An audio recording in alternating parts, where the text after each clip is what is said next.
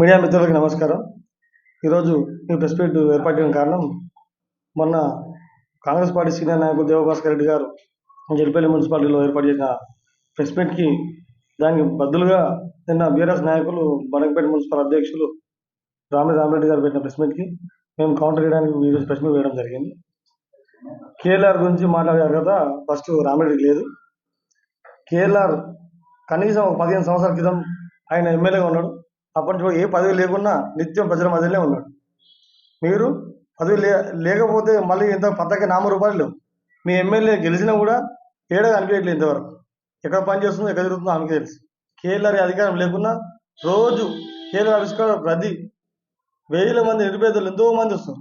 మీ దగ్గరికి పోవాలంటే మీ ఇంటికాడ సభ్యుల ఇంటికాడ ఇంటి ముందర గేటు ముందర కెమెరా పెడతాం, కేఎల్ఆర్ ఆవిష్కారం కెమెరా పెడతాం. రోజు ఎవరి దగ్గరికి వస్తారు సమస్యలు చెప్పుకోవడానికి ప్రజలు అర్థమవుతుంది. మీరు బీఆర్ఎస్ అంతా దొంగలు. బడంపేట మున్సిపల్ చెరువులు, కుంటాలు, నాలు అన్ని కబ్జా చేశారు, అన్ని జోబులు నింపుకురు పోయారు. ఇలా కాంగ్రెస్ పార్టీ అనే అర్హత మీకు లేదు.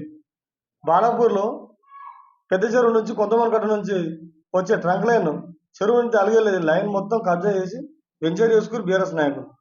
బాలాపూర్లో దేవతాల గుట్ట కింద పండుగ అసైన్ ల్యాండ్, ఎండోమెంట్ ల్యాండ్ మొత్తం మైనింగ్ చేసుకుని రోజు లక్షల కోట్లు సంపాదించుకుంటారు. ఎందుకు అడుగుతలేమో? ఈరోజు బీఆర్ఎస్ కాంగ్రెస్ పార్టీని అనే అర్హత రామిరెడ్డికి లేదు. ఇట్లా చెప్పుకుంటూ పోతే ఆమె ఈ ప్రాంతానికి 3 సార్లు ఎమ్మెల్యే అయ్యి, మంత్రి అయ్యి, హోంమంత్రి అయ్యి, విద్యాశాఖ మంత్రి అయింది మా మహేశ్వరం నుంచి. మా ప్రాంతానికి వచ్చి ఫార్మాసిటీ పెట్టి ఏరియా మొత్తం ఖరాబ్ చేయడానికి ప్రయత్నం చేసింది. అదే కేఎల్ఆర్ గారు 4th సిటీ పెట్టి ఒక పట్టణం తయారు చేస్తాడు. అలా ప్రజల మధ్యలో ఉండి మా ప్రాంతానికి ఆయన ఏ అధికారం లేకున్నా కూడా సరే ఒక అవకాశం ఇచ్చారు కాంగ్రెస్ పార్టీ కార్యకర్తలు, గవర్నమెంట్ అవకాశం ఇచ్చిందని చెప్పి ఇక్కడ వచ్చినా కానీ ఇన్ఛార్జ్ ఈ ప్రాంతవాసి కాకుండా కూడా ఆయనకు ఎలాంటి బేహజాలు లేకుండా ప్రాంత అభివృద్ధి కోసం నిత్యం కృషి చేస్తున్నాడు. ప్రతి నెలకు ఒకసారి 2 నెలల కోసం మినిస్టర్ని తీసుకొచ్చి ఎన్నో తన అభివృద్ధి కార్యక్రమాలు చేస్తాం, కోట్ల రూపాయలు నిధులు చేస్తున్నాం. మీరు ఏ అధికారం లేకుండా మీ ఎన్నెన్నో పనులు మీ వెంచర్లు వేసుకుని మీ వెంచర్ రోడ్లు వేసుకుంటారు దానికి సంబంధం లేకుండా.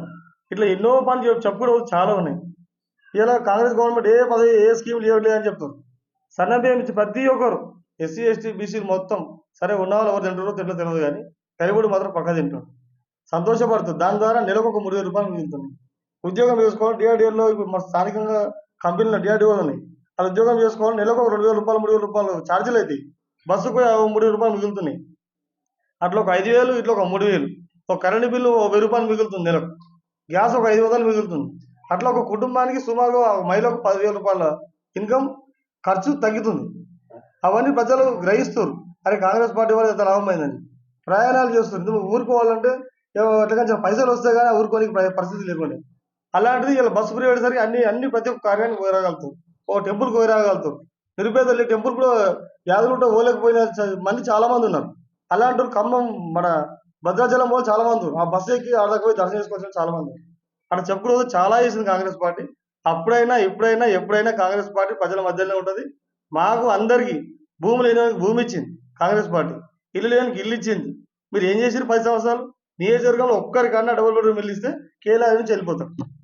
మీ కాంగ్రెస్ బీఆర్ఎస్ పార్టీ ఇస్తే అది మా కాంగ్రెస్ ఇచ్చిన ఇందిరామ్మ ఇళ్ళే ఉన్నాయి. ఇప్పటికీ ప్రతి ఒక్క ఊళ్ళో కాంగ్రెస్ పార్టీ ఇచ్చిన ఇందిరామ్మ ఇళ్ళే ఉన్నాయి. మీరు ఏడే చేసారు? ఎవరికి చేశారు? దళిత బంధు తీసుకొచ్చి ఎవరికి ఇచ్చారు? బడంపేట మీరుపేట జల్పల్లి 3 మా మండలి ఎవరికి ఎంతమందికి ఇచ్చారు? ఆ కందుకూరు మహేశ్వరం ఒక 2-3 ఇచ్చారు. అవి కూడా మీకు చెంచగాలకు ఇచ్చుకోరు, మీ ఎంబడి జోకుడుగాలకు ఇచ్చుకోరు. మాకు ఎవ్వరు కామన్ పబ్లిక్ ఇవ్వలే. ఇలా ఇందిరామ్మ ఇళ్ళు వచ్చినాయి. మా బడంపేట మున్సిపల్ నియోజకవర్గానికి 3,500 ఇండ్లు వస్తే అందులో మా బడంపేట మున్సిపాలిటీకి 200 ఇండ్లు వచ్చినాయి. దాంట్లో కూడా మా పార్టీ ప్రమేయం లేకుండా కార్యకర్తలు ఈ పార్టీ ఆ పార్టీ నిలవకుండా అందరికి ఇండ్లు వచ్చిన నిరుపేదలకు. ఒకసారి మీడియా మిత్రులు కూడా ఒకసారి చెక్ చేసుకోవాలి, చూడాలి ఒకసారి ఏ పార్టీలకు ఇచ్చినా.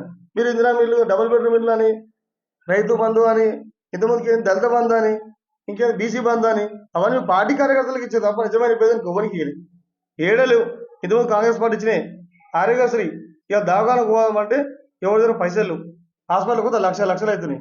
ఆరోగ్యశ్రీ కార్డు తీసుకొని పోతే 10 లక్షల రూపాయలు, ఇంతమంది 5 లక్షలు ఉంటే దాన్ని సీఎం 10 లక్షలు చేసిండు. 10 లక్షల రూపాయలు తీసుకొని పోతే ఎంతో బెనిఫిట్ అయిపోతుంది. స్వయంగా నాకే మా కుటుంబానికి 14 లక్షల రూపాయలు ఆరోగ్యశ్రీ ద్వారా బెనిఫిట్ అయింది. మా దగ్గర అసలే రూపాయి ఊళ్ళు లేవు. అలాంటిది ఆరోగ్యశ్రీ ద్వారా మా కుటుంబం మొత్తం ఆరోగ్యంగా ఉన్నాం మేము కాంగ్రెస్ పార్టీ భిక్ష వాళ్ళు. సో అట్లా నాలాంటి వాళ్ళు ఇంకెంతమంది? మీరు మీ నాయకురాలు ధనికులకే అవకాశాలు ఇస్తారు. కేఎల్ఆర్ని సామాన్యుని అదే 1 రూపాయలు జోలు 100 రూపాయలు లేవు. నాకు ఇలా కాన్ఫరెన్స్ చైర్మన్ పదవి వచ్చింది కేఎల్ఆర్ అలాంటి ఆయన ఒక దైవదూతతో సమానం.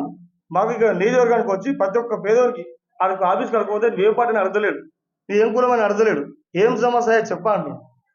అసలు కావాలి. సినిమాల్లో చూసినాం వన్ డే సీఎం ఎట్లా ఆ మాదిరిగా ఎప్పుడే తక్షణమే పరిష్కారం ఏడ చూడలేదు. నేను అట్లా నేను చెప్తా కేఎల్ఆర్ సార్ అని రావడం మా మహేశ్వర్ సార్ ఆయన అదృష్టం బాగాలేక లేట్ అయ్యి వచ్చి ఎమ్మెల్యేకి వెళ్ళకపోయాడు, కానీ మినిస్టర్ లెవెల్ మాకు పని చేసి పెడుతుండు, నియోజకవర్గానికి మినిస్టర్ లెవెల్లో పని చేసి పెడుతుండు.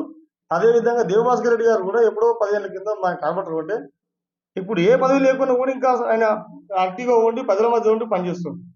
మీరు అలాంటి వాళ్ళని పట్టుకొని సత్యవ సేవ చేసే నాయకులను పట్టుకొని మీరు లంగలు దొంగలు మీరు మా నాయకులను అంటారు. కాబట్టి రామరెడ్డి గారు కామేశ్వర రెడ్డి గారు ఇంతకుముందు కూడా మీకు ఒక కౌంటర్ ఇచ్చినాం. గతంలో మా కోఆర్డినేటర్ ప్రభాకర్ గారు చెప్తే ఆ రోజు ఎంతమంది రిప్లై లేదు, దమ్ము లేదు కాబట్టి రిప్లై చేయలేదు. చెరువులు కుంటాలన్నీ మీరు దొంగలు దోసుకొని తింటారు మీరు అంతా. ఇవన్నీ మంచి అన్ని చెట్ట తీస్తున్నాం, తీసి బయట పెడతాం. ఇవన్నీ రేపు కేఎల్ఆర్ మీ అందరు లోపల పంపించే ప్లాన్ కూడా చేస్తున్నాం దొంగలు అందరినీ. థ్యాంక్ యూ మీడియా మిత్రులందరికీ.